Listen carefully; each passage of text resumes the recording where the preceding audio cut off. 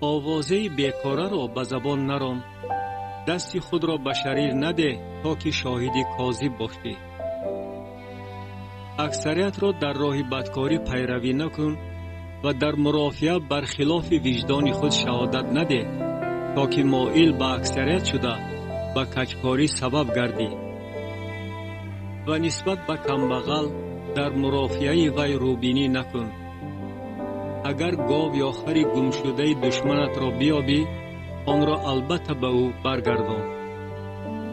اگر خر دشمنت را ببینی که زیر بارش افتیده خوابیده است، آن را به حالش واگذار نکن، بلکه همراه او بار آن را فرار. حقوق کمبغل خود را در مرافعه او پایمال نکن.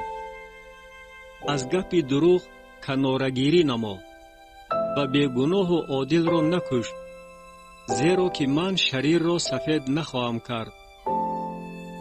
و رشوه نگیر، زیرا که رشوه بینایان را کور می‌گرداند و سخنان عادلان را تحریف می‌کند.